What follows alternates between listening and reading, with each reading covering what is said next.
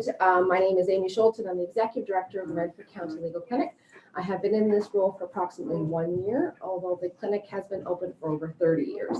So I have made presentations to you before. However, I know with the new election last year that some of you may not necessarily be familiar with our services. So in terms of going ahead, that's going to be part of what we're going to cover today. Batteries not working? Once I figure out. Did you test it? Right? It says from May 22nd to July 26th. Not working. Maybe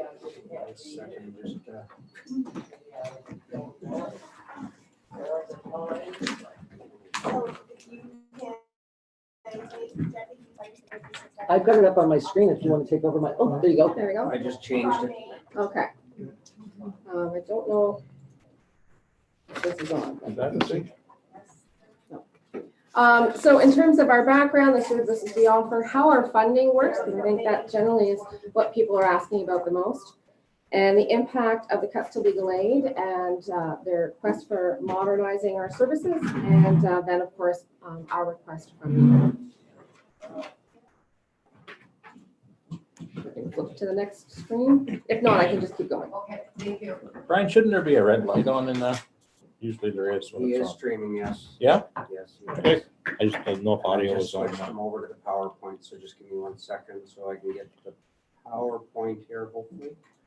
Sorry. That's okay. It's only our third time doing this. Understand. We're still working out the kinks. I'll keep talking as we go through the While I slides then. figure out technology. So we are a nonprofit corporation. We are governed by 10 volunteer board members that cover across the county in terms of representation and the management backgrounds that they have in order to be able to ensure that we have proper oversight.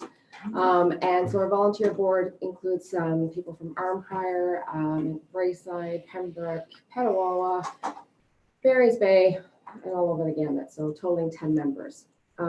There is a maximum term of 8 years, so it ensures that we have renewal and new insight and direction and oversight across the county to make sure we're providing the services fiscally responsibly, as well as ensuring that the quality of services are maintained at the highest level. So we have free legal services that we provide, anywhere from a half-hour legal advice to full representation. We have more demand coming through our door than we can possibly meet. So we have to think creatively and work creatively as well as proactively so that we can manage the amount of demand that we have coming into our office. We are one of 72 legal clinics across the province. And so we serve all of Renfrew County. So we have one of the largest, if not the largest, geographic area that we have to represent in terms of our clients. We have satellite offices across the county. We make sure that we are reaching all of the areas of the county. So our primary office is in Renfrew.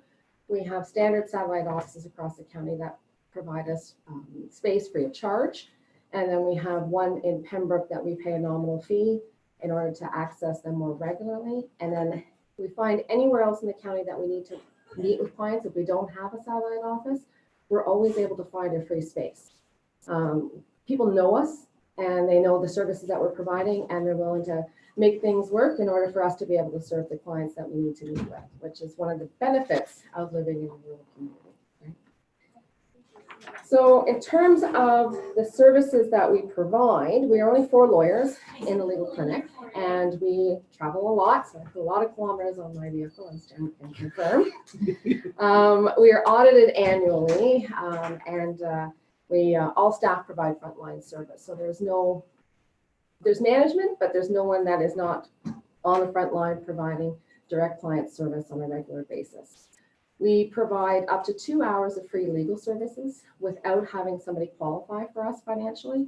And we find that way we're able to prevent problems from happening. And the province restricts our financial eligibility as to who we can provide services to. And the board historically has decided that that is too low.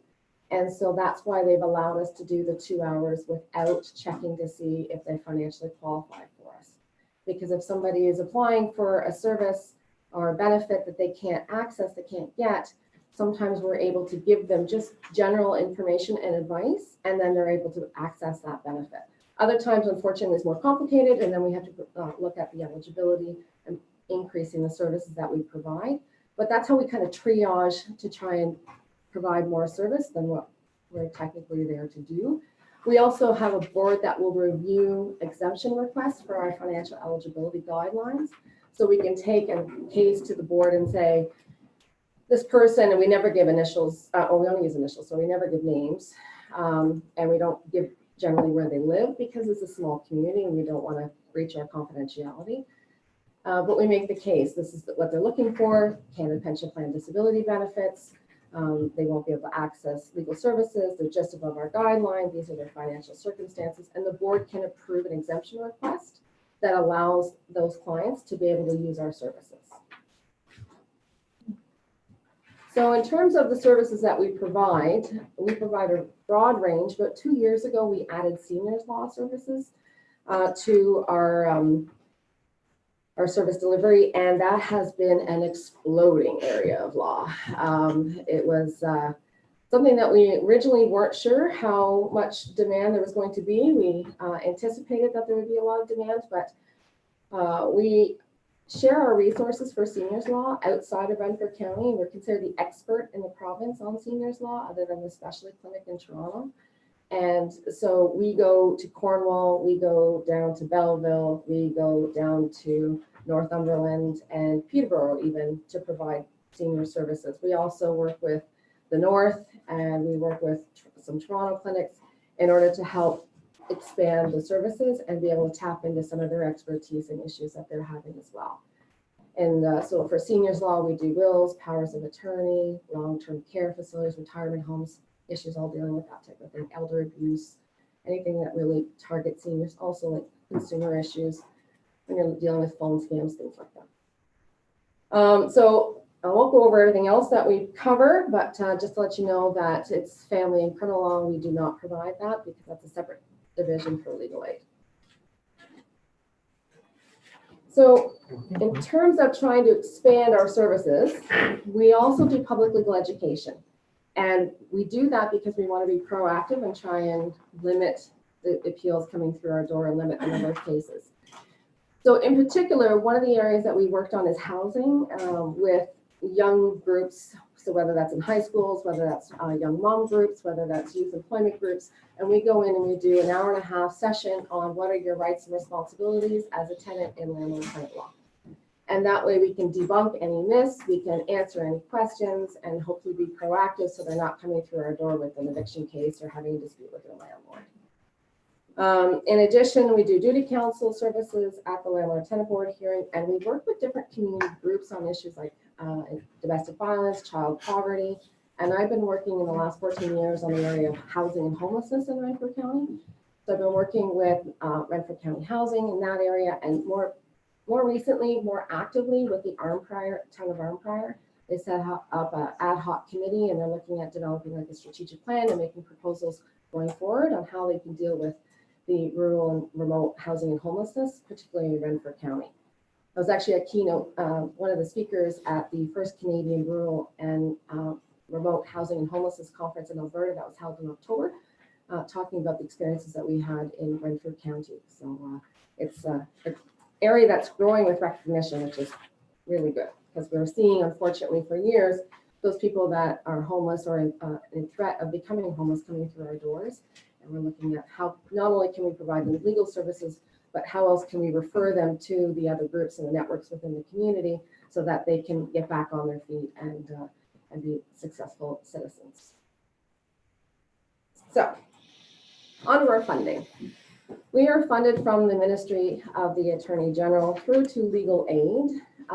In addition to the money that goes from the ministry to legal aid, there's money from the interest of lawyers' trust accounts that goes from the Law Foundation to legal aid, and then legal aid takes these funds and they distribute it according to how they want. Now, the interest on the lawyers' trust accounts, that amount varies. It doesn't all go directly to clinics. I wish it did. But to give you an idea, it was over 90 million that went into legal aid from the interest on the lawyers' trust accounts. So our treasurer is a commercial lender, for example. He was saying that the money that he puts in to lawyers' trust accounts for all of his commercial transactions, it's all that interest that goes into legal aid that then is provided, hopefully, in terms of frontline services. I'll get into that a little bit more. So the province cut legal aid's budget, and then unfortunately, instead of looking at their own services, because their administration is very large, they have downloaded a significant portion of those cuts to frontline service, which is not the province's intention. And unfortunately, that part of those cuts have been downloaded onto the Renfrew County Legal Clinic, and there'll be further cuts next year. So we were told that the cuts next year will be even worse than the cuts this year.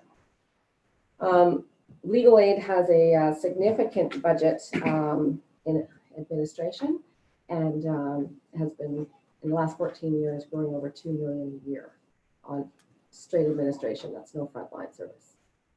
On things like business intelligence, which I don't know what that is. That's part of the reason why I want to educate the municipalities as to what's going on, because my concern is that what's happening here could seriously impact the services or close our office if legal aid isn't given the direction that the services need to be preserved and hear from the communities that the service is needed and used. So in terms of legal aid's modernization plan, they have told us that their plan is going to be developed in secret. It's a confidential process. They're going to consult key stakeholders. We don't know who those key stakeholders are. And that the proposal is going to be made at the end of August. So this is quite alarming to us because the communities are not being consulted and not having a voice in this process. Amy, if I may, I do have a question for you. Are they going to contact key stakeholders, or is there going to be consultation with key stakeholders? There is going to be consultation with key stakeholders. Okay. So I will be very interested to hear the outcome of that. But certainly we've seen in other faculties, in provincial budget cuts, where they are doing the cuts, but they don't have necessarily the plan. So I think that your organization will be key in making sure that moving forward, your voice is heard. And that's what I'm hoping for as well. Yeah. Yes. So when we're looking at this modernization plan, we welcome oversight. We've had reviews done of the clinic models and the clinic system. We've had our office, we have a quality assurance review that we underwent a number of years ago. And we were used as an example for other clinics to even follow in terms of our management, our oversight, our policies and procedures. We are a leader in the seniors law, for example. We bring in 1.5 million directly into the county almost every year. Last year it was 1.6, and it was 1.5, so it's right around 1.5 million. So in terms of the quality for what you get, our budget before it was cut was only 762,000. So when we're working with that and we're bringing in 1.5 million, why you would be looking at cutting these services doesn't make sense to me, especially when you're looking at legal aid's own administration budget. So I welcome oversight. I welcome a review. I have no problem answering any questions on anything that we do, the services that we provide, and how we manage our finances. But what this modernization plan is not a review of that. It's not a quality service review. It's not a fiscal review. It is simply looking at how they're going to change it and implement it by March of 2020. And it's not transparent. So I want transparency. I want, actual real consultation, because I think that without that, the community is going to lose the services that are being provided now. And unfortunately, when all my files close and all the files close that we have in our office, they're going to be coming to your doorstep and you're going to have nowhere to send them. So further budget cuts seriously impact, we're still working at the numbers right now. I make a joke that if I managed money the way legal aid manages money, I would have been fired a long time ago.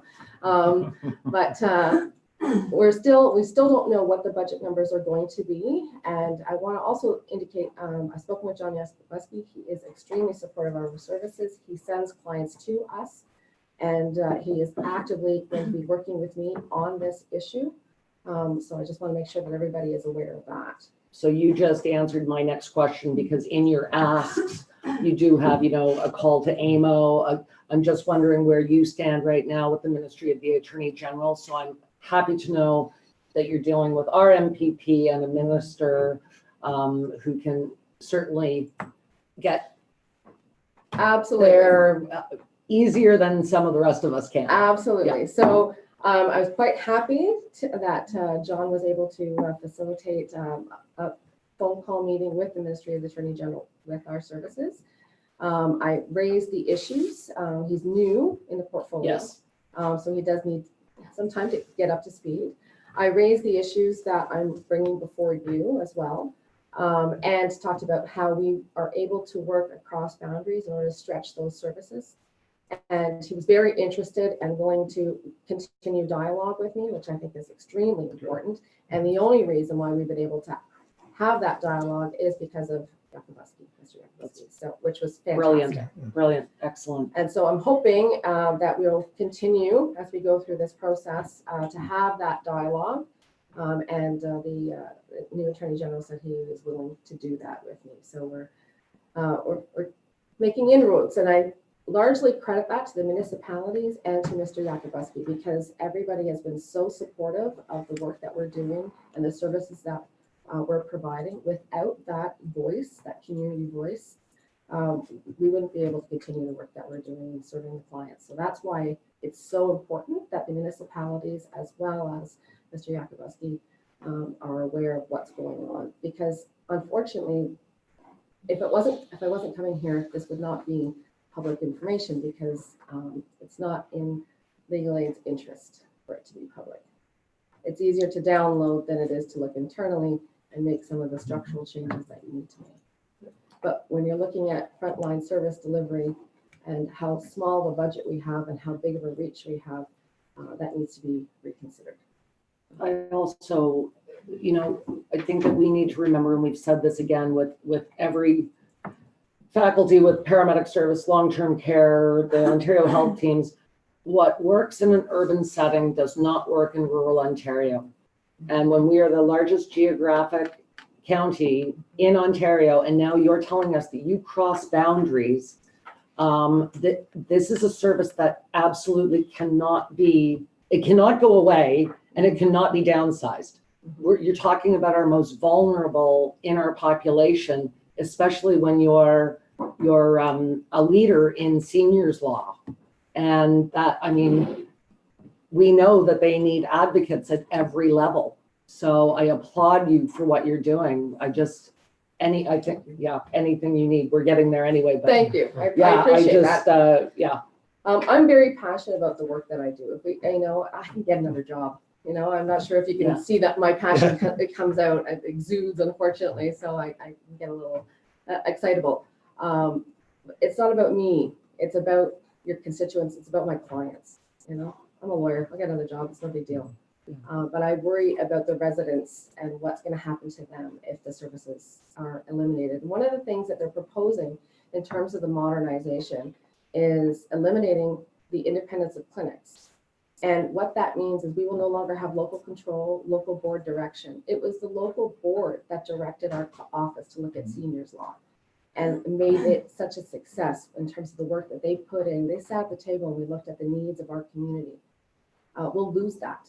The financial eligibility of people that are right on the borderline is receiving our services. It's the local board that gets to have oversight and approve that. We'll lose that if we lose our local board. We'll lose that rural understanding, that community understanding. Absolutely. And so when they're looking at this possible change in model, which they want to have implemented by March 2020, they're talking about the possibility of a client portal. So people are supposed to go online and ask legal questions to then be able to represent themselves. And the population we serve does not have the ability to do that.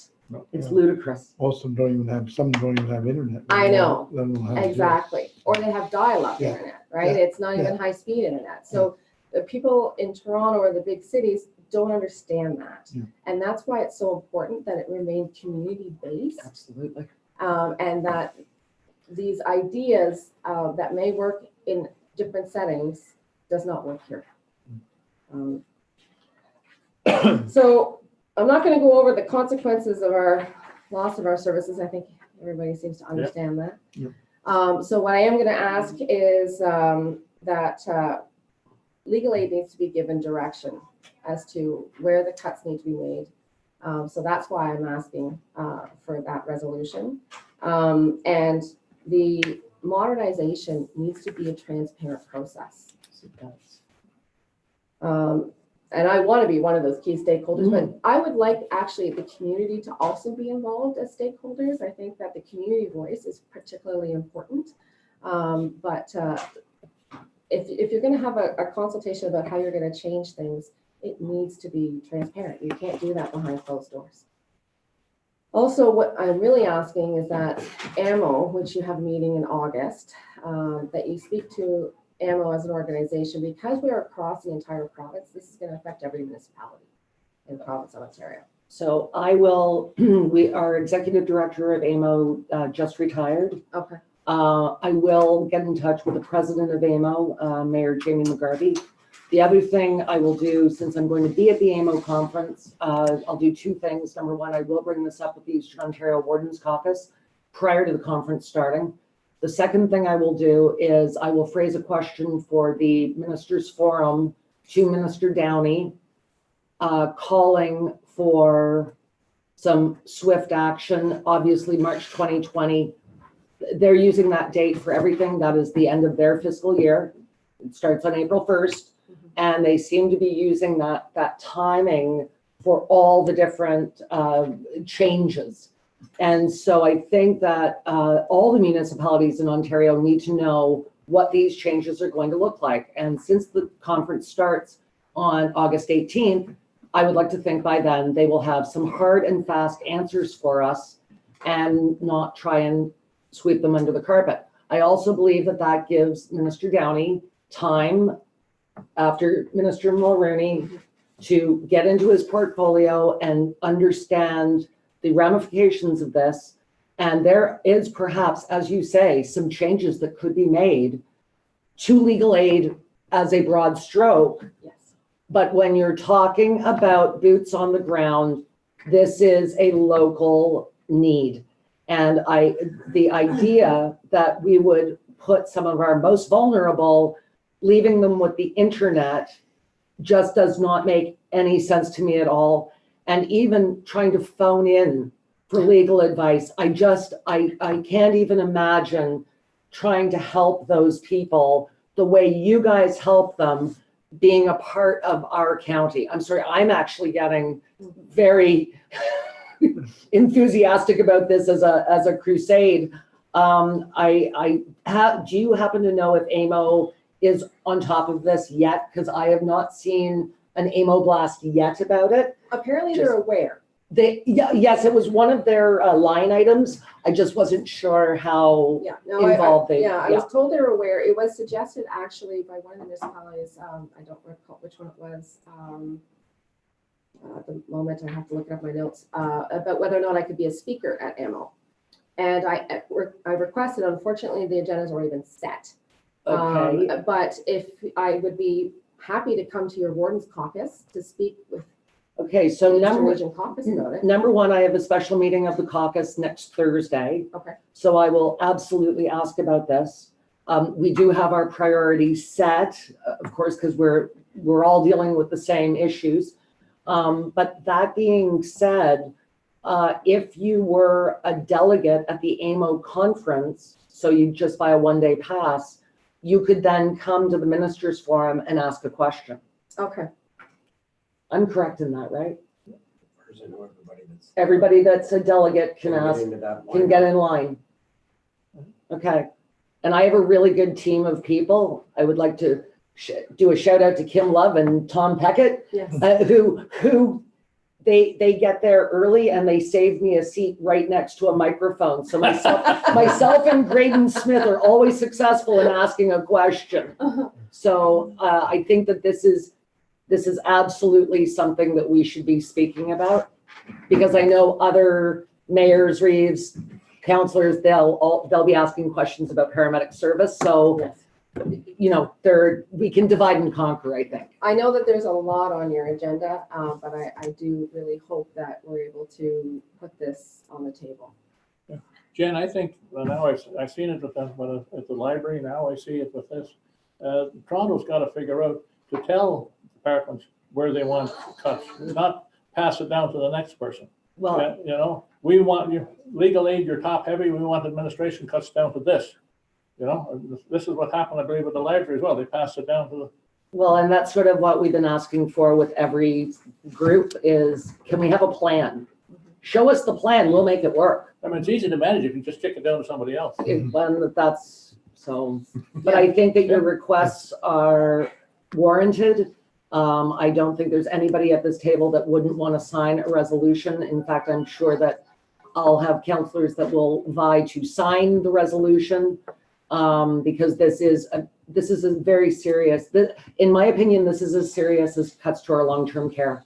You're just cutting our most vulnerable humans, and that is so unfair. So I completely agree. So I do hope that you pass the resolution. I want to make sure that the province, the Attorney General understands the broad-based support within the county of Renfrew. right. And so I think that we can make that message loud and clear. Yes, so just so everyone knows, all 17 municipalities have been asked if they would endorse this resolution. I don't know if we have it already written up. We do have wording for it somewhere. Yes, I have sent it into Rose Grunt, I believe it is. Okay, would you mind sending it to Sandra? Sure. And Sandra will print it off for us this evening. But I think that we can certainly, at the very least, find out if we can retain the rural nature of our legal aid. And to be honest, we do work with other legal clinics in other regions, right? So it makes us more efficient. Yeah. So we're able to tap into somebody else's knowledge and save hours of research. So it's frustrating for us when we see, okay, you want to cut $15 million from all frontline legal services that are provided by clinics, but you have a $55.5 million admin budget where no frontline services are being provided. And no cuts have come from there. Did you just say 55.5 million? Yep. It's easy, you can just stick it down to the one that can't do anything about it. Wow. We're okay. Thank you for that Yeah. stat. Yeah, Thanks for leaving us with that. It's just gonna hang in the air Yeah. now. yeah. Yeah. So my little budget looks pretty minor in comparison to that. All right, so thank you very much. I Thank you. appreciate Well, it. Thank you, Amy. Thank Thanks, Amy.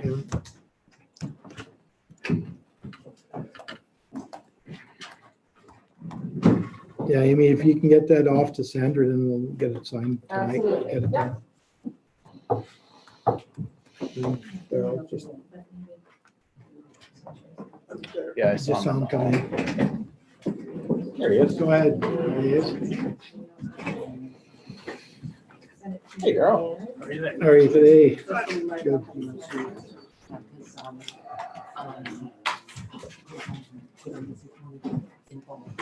As a third, you know what I'm saying? So what do you got for us today, Darryl? Well, I guess my big thing is this DW QMS thing that I need to get a resolution for, Yep, so. it's always a great read. Everything's doubt. fine. If something goes No, wrong, the it's not. counselors go to jail.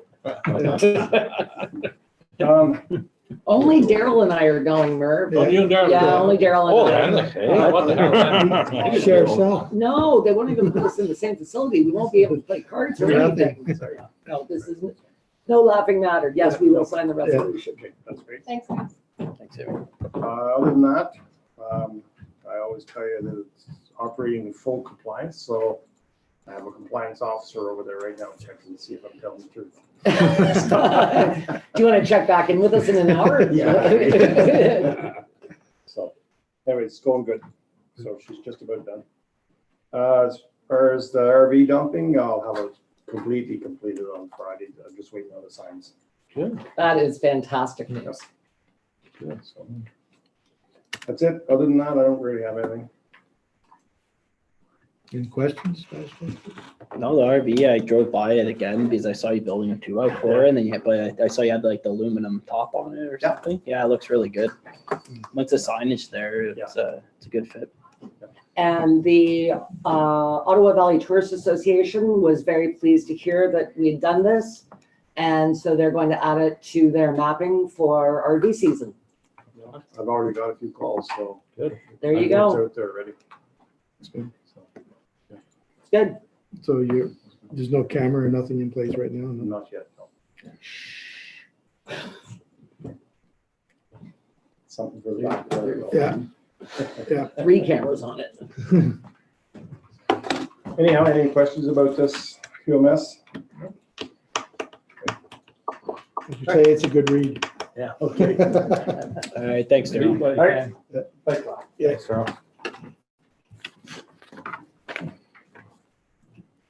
Mr. Kennedy, is he in there? I don't see Bill that. around?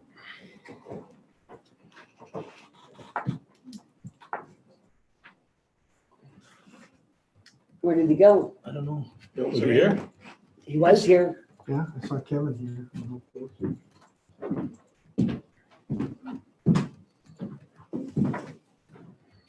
Well, Steve's here. You might be a while though. Yeah, I've been complaining a lot. Keep your cats in the bag.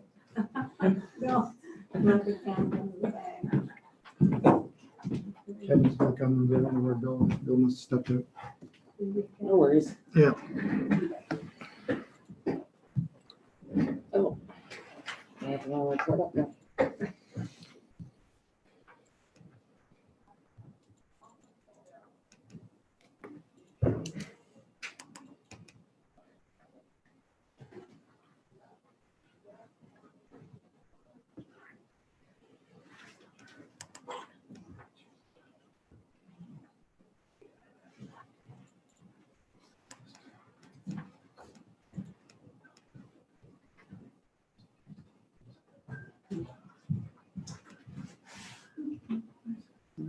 Hey, Kevin. Hi, Kevin. Hey, Kevin. Couldn't find it. I didn't realize it was separate. Yeah, it's separate there, sent separately. Right? Well, that's weird. My computer's not responding now.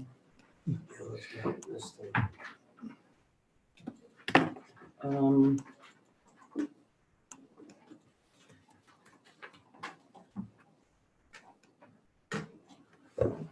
have a wee bit of a problem. Yeah.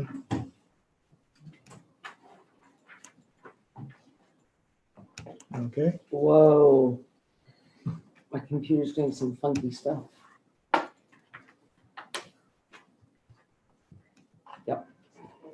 got a mind of his own. Oh, well. After my little hack, I'm worried about everything now. Yeah.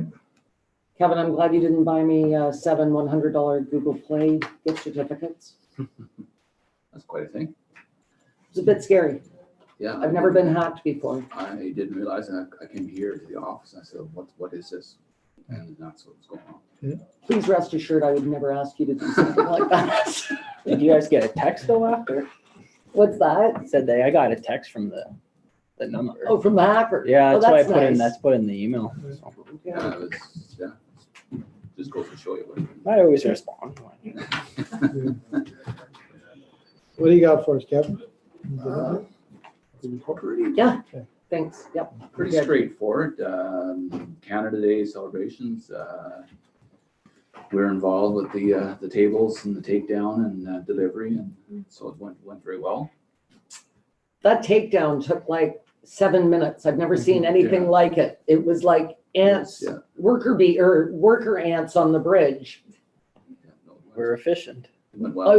was trying to do tablecloths and people were trying to break down the table under me. Yeah, we were unloading all the tables at the arena, so Yeah. it was quick. Yeah, it didn't take long at all. Didn't take long at all. Centennial Park, Music in the Park is happening. Thanks for sending up the summer's agenda. Yeah. Yeah. Thanks. Anyways, and that may change a little bit, but that's tentative what we have right now. Tour information booth, summer students are working and the hours are there, so that's going well. Legion Field, splash pad, sign is. You added the, This is what's coming, Like, you added, yes. surveillance? Yeah, Thanks. Thank you. yeah, that was added. Oh, and I've gotten so many compliments on those steps. Oh, I yes, can't yeah. believe it. So, and I did thank your lovely wife on Friday at the golf tournament Okay. for her great idea, but they actually worked out better than even I thought they were going to. No, they really turned out They well. really did. We have a car show, the 27th, up Legion Field. I don't know if everybody's been up there, but we,